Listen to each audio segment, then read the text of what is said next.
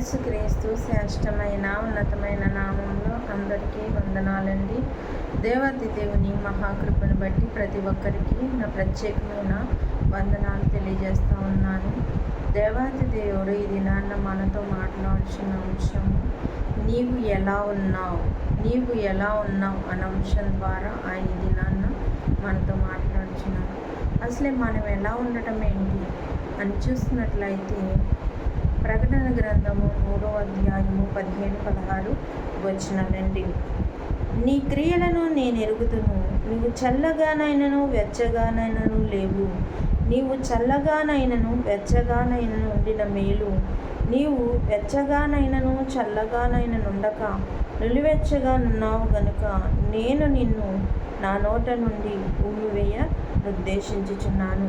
పరిశుద్ధాత్ముడి ఒక వాక్యం దీవించిన గనుక ప్రార్థన. మహోన్నతుడా, మహిమగల రాజా, సర్వోన్నతుడా, సర్వాధికారి నీకు వందనాలు. ఇది నాన్న నువ్వు ఎలా ఉన్నావు అని ప్రశ్నిస్తూ ఉన్నావు ప్రభా. మరి నాయన మేము ఎలా ఉన్నాము మమ్మల్ని మేము గ్రహించుకుని మమ్మల్ని సరి చేసుకోవడానికి కృప దయచేయమని లేఖనం ద్వారా మీరు మాతో మాట్లాడమని నజరేయునేసు నామములో అడుగుచున్నాం తండ్రి, ఆమేన్. దేవాతి దేవుడు ఈ దినాన్ని మనతో మాట్లాడుచున్నారని మనం ఎలా ఉండాలంట?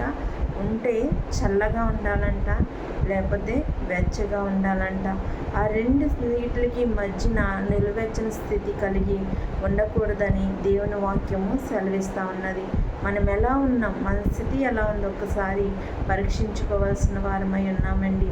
మనము చల్లగా ఉన్నామా, వెచ్చగా ఉన్నామా ఒకసారి ఆలోచించవలసిన వారమై ఉన్నాము. అయితే ఆ రెండూ కాకుండా ఒకవేళ నువ్వు నిలువెచ్చని స్థితిలో జీవించుచున్నావేమో, అలాంటి స్థితిలో జీవించినప్పుడు మరి మన ముఖం మీద ఏమి వేయబడుతుందంటండి? ఉమ్ము వేయను ఉద్దేశించుచున్నారంటే అప్పుడు వాతి దేవుడే స్వయంగా మన మీద ఉమ్ము వేయను ఉద్దేశించుచున్నానని చెప్తా ఉన్నాడు. ఎందుకంటే నువ్వు ఉంటే లోకంలో ఉండు, లేకపోతే దేవునిలో ఉండు, అంతేగాని అటు ఇటు మరి తడబడుతూ ఉండకని దేవుని వాక్యము సెలవిస్తూ ఉన్నది. అవునండి, మన స్థితి ఎలా ఉన్నదో మనం గమనించుకోవాల్సిన వారమే. మనం ఉంటే దేవుళ్ళలో ఉండాలి, లేకపోతే ఈ లోక సంబంధమైన వాటి మీద ఉండాలి. కానీ అటు ఇటు ఉంటే అది నిలువెచ్చని స్థితి. చాలామంది మరి దేవుని సన్నిధానానికి వెళ్తారు, దేవుణ్ణి ఆరాధిస్తూ ఉంటారు. మళ్ళీ వచ్చిన తర్వాత లోక సంబంధమైన మరి ఏమైనా జరిగినప్పుడు వాటిల్లో పాల్గొని మరి అటువైపు తిరుగుతూ మరి తిరుగులాడుతూ ఉంటారు. అది దేవునికి ఇష్టమైనది కాదు. నిన్ను దేవుడు అభ్యంతరపడతలేదు కాబట్టి నువ్వు లోకంలో ఉన్న మరి విగ్రహారాధికులను పూజించుకోవాలనుకున్నా, మరి ఏటిని పూజించుకోవాలనుకున్నా దేవుడు నీకు అవకాశం ఇస్తా ఉన్నాడు.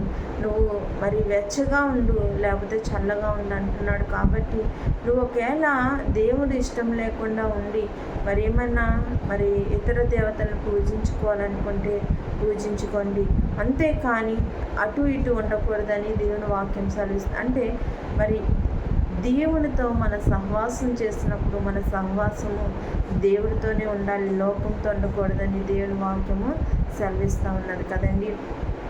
ఒకవేళ ఆ స్థితి లేకుండా మరి అటు ఇటు తరబడుతూ నిలువెచ్చని స్థితిలో అటు దేవుళ్ళలోనూ ఉంటూ మరి ఇటువైపు విగ్రహ పూజలు చేసినట్లయితే అది దేవునికి చాలా మరి భయంకరమైనదండి.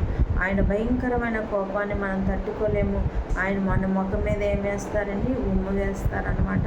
మరి అలాంటి స్థితిలో మనం జీవిస్తామా? మన జీవితాన్ని మార్చుకుని మన యొక్క స్థితిని మార్చుకుని మనము మరి చల్లగానైనా వెచ్చగానైనా ఉండడానికి ఇష్టపడేవారిగా ఉంటామా? మరి ఒక ఉదాహరణ మనం చూసుకున్నామనుకోండి, మరి ఒక కాలువలో 2 పడవలు వెళ్తూ ఉన్నాయి. మరి పడవలు వెళ్తున్నప్పుడు ఒక వ్యక్తి ప్రయాణం చేయడానికి ఆ యొక్క పడవ దగ్గరికి వచ్చాడండి. మరి పడవ దగ్గరికి వచ్చిన వ్యక్తి ఏం చేయాలి? ఒక పడవ ఎక్కిన వ్యక్తి మరి సరిగ్గానే ఆ పడవలో తను ఉన్నట్లయితే మరి తను సురక్షితమైన ప్రయాణము చేయగలుగుతాడు. అయితే ఆ వ్యక్తి ఏం చేశాడంటే మరి అటు ఇటు 2 పడవలు అంటే ఈ యొక్క వైపున ఒకరి కాలు, అటువైపున ఒక కాలు వేయడం అనేది జరిగిందండి. జరిగితే అది సమానంగా వెళ్ళినంతసేపు బాగానే ఉంటుంది. మరి ఒక వ్యక్తి ముందుకు వెళ్ళినా ఒక వ్యక్తి వెనక్కున్నా కూడా మరి అటు ఇటు కాలేసిన వ్యక్తి ఏం చేస్తాడు? మధ్యలో పడి మునిగిపోతాడు కదండి. అలాగూ వెళ్తున్నప్పుడు మరి అటు ఇటు కాలు వేయడం వల్ల మరి ఒక చిన్న తప్పిదం జరిగి ఆ వ్యక్తి ఆ నీళ్ళలో మునిగిపోయాడు. మరి అది నడిపిన నావికులదా తప్పు, లేకపోతే అటు ఇటు కాలు వేసి కూర్చున్న వ్యక్తిదా తప్పండి? ఎవరైతే అటు ఇటు కాలేసుకుని నిలబడ్డారో వాళ్ళదే తప్పు. అంటే తను ఒకదాని మీద మరి ప్రయాణం చేసి సరిగా వెళ్ళినట్లయితే తన ప్రయాణం సాఫీగా జరిగేది. తను ఏం చేశాడు? అటు ఇటు కూడా మరి నడవాలని ఆశపడ్డాడు. అలాంటి ఆశలు మనకుంటే ఇది మనం విడిచిపెట్టాలండి. నేను అటు ఉంటాను ఇటు ఉంటానంటే కుదరదు. ఏదో ఒకదాన్ని మనము ఎంచుకునే వారిగా ఉండాలి. చదువు విషయంలో కూడా మరి చూస్తూ ఉంటాం కదండి. మరి 10th క్లాస్కి వచ్చిన తర్వాత మరి 10th వరకు వచ్చే వరకు మరి అన్ని సబ్జెక్టులు మరి ఒక విధిగా ఉంటాయి కదండి. మరి ఎప్పుడైతే టర్నింగ్ 10th నుంచి పాస్ అయ్యి ఇంటర్కి వస్తామో మరి అక్కడ మనకి నచ్చిన దాన్ని ఎన్నుకోవాల్సిన పరిస్థితి వస్తుంది. ఒకదాన్ని ఎన్నుకొని ఇది ఒక నెల చదివి ఇదొద్దు ఇంకో దాంట్లో నేను ముందుకు కొనసాగుతానంటే కుదరదండి. మనం ఏదైతే నిశ్చయించుకున్నామో దాన్ని బట్టి చదువు ఉంటుంది కాబట్టి ఒకదాన్నే నిర్ణయించుకోవాలి. రెండు కావాలని ఆశపడ్డామనుకోండి అది దక్కదు ఇది దక్కదు, రెండు దక్కకుండా పోతాయి. కాబట్టి మన చదువులైనా మనం ఎందులో అయినా కూడా పర్ఫెక్ట్గా మంచిదాన్ని మనం ఎన్నుకునేవారు ఉండాలి. అలానే మనం దేవుణ్ణి ఇష్టపడితే ఆయనతో సహవాసం చేయాలని ఆశపడితే మనం చల్లగానైనా ఉండాలి, వెచ్చగానైనా ఉండాలి. అలా అటు దేవుళ్ళలోనూ ఉంటాను ఇటు లోకంలోనూ ఉంటానంటే మరి అది దేవునికి ఇష్టాన్ని కలిగించదు, మనకి కూడా మంచిది కాదు. అలాంటి ఆలోచనలు ఏమన్నా ఉంటే మన జీవితాల్ని ఏం చేస్తుందండి? నాశనంలో పడవేస్తుంది. అలాంటి వారు జీవగ్రంథంలో పాడైపోయిన వారు చాలామంది ఉన్నారు. ఉదాహరణకి చూసినట్లయితే మరి మహాజ్ఞాని అయిన సొలొమోను మంచి జ్ఞానాన్ని పొందుకున్నాడండి. గొప్ప ఐశ్వర్యవంతుడు, రాజులకే రాజుగా ఉన్న వ్యక్తి మరి ఏం చేశాడండి? దేవుని మరి అనుసరించి నడిచిన వ్యక్తి తన జీవితంలో ఏం తెచ్చుకున్నాడండి?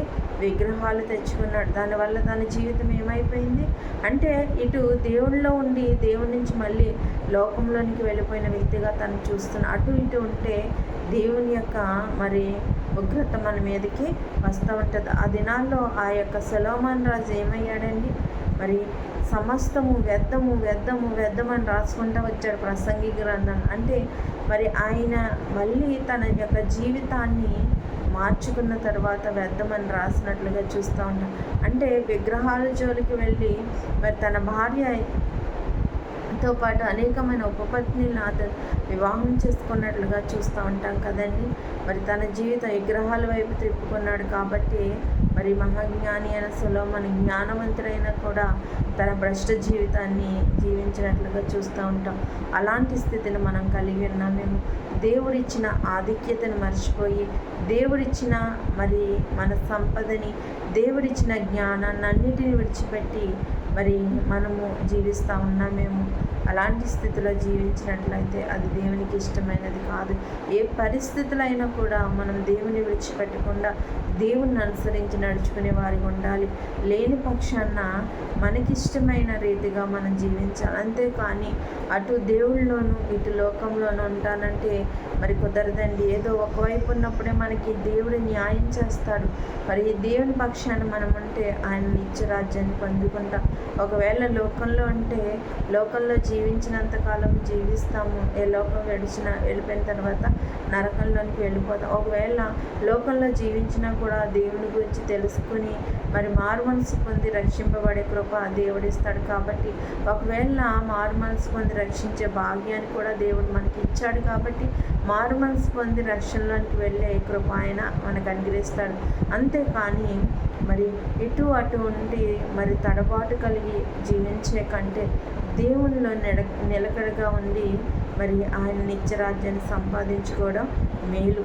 నువ్వు అందుకనే దేవుని వాక్యం సెలవిస్తుంది, నువ్వు ఉంటే చల్లగా ఉండు లేకపోతే వెచ్చగా ఉండు. నులివెచ్చని స్థితి నీకు వద్దు. ఒకవేళ నులివెచ్చని స్థితి నువ్వు కలిగి ఉంటే నీ ముఖం మీద ఉమ్మివేయి ఉద్దేశిస్తానని దేవుని వాక్యం సెలవిస్తుంది. ఒకవేళ నువ్వు చల్లగానైనా వెచ్చగానైనా ఉంటే మేలని దేవుని వాక్యం సెలవిస్తుంది. నువ్వు చల్లగా ఉన్నా నీకు మేలు జరుగుతుంది, వెచ్చగా ఉన్న మేలు జరుగుతుంది. కానీ అటు ఇటు తరబాటు కలిగి జీవిస్తే మాత్రం అది మన నాశనంలోనికి నడిపిస్తుంది, మన నాశనం మన పతనం అవ్వడానికి కారణం. కాబట్టి అలాగూ కాకుండా దేవునికి ఇష్టమైన రీతిగా మనం చల్లగానైనా వెచ్చగానైనా ఉండేవారు ఉండడానికి పరిశుద్ధాత్మ యొక్క వాక్యము ప్రతి ఒక్కరి జీవితాల్లో ఫలింపచేయను గాక. ఆమె ప్రార్థన. మహోన్నతుడ, మహిమగల రాజా, నీకు వందనాలు ప్రభా. మేము ఏ స్థితిని కలిగి ఉన్నాం, మేము ఎలా ఉన్నాము నాయన ఒక్కసారి నాయన పరిశీలన చేసుకోవడానికి సహాయం. ఒకవేళ నాయన మేము వెచ్చగా ఉన్నామా, చల్లగా ఉన్నామా, లేకపోతే ఆ స్థితిని రెండింటిని విడిచిపెట్టి నువ్వు వెచ్చని స్థితిలోకి వెళ్ళిపోయాము, అటు ఇటు తెరబడుతున్నామేమో తండ్రి నాన్న. అటు లోకంలోనూ నాయన ఇటు నీ వైపు నాయన మేము ఉండేవారికి ఉన్నాము. అలాంటి స్థితిని కలిగి ఉంటే మేము నిత్య నరకంలోనికి వెళ్ళిపోతాం. కాబట్టి నాయన నీ మా ముఖం మీద ఉమ్మవేయని ఉద్దేశించుతున్నాము. ఆ స్థితిలోనికి నాయన మేము పోకుండా నాయన నిత్య రాజ్యాన్ని పొందుకొని నాయన ప్రభు జీవించడానికి నాయన ప్రభు మేలుకరమైన రీతిగా నాయన ప్రభు మేము చల్లగానైనా వెచ్చగానైనా ఉండడానికి నీ కృప దయచేయమని చిన్న ప్రార్థన సన్నిధానం చేర్చుకోమని నా జన్మేస్తున్నంత నామం నడుచున్నాం తండ్రి. ఆమె. అందరికీ వందనాలండి.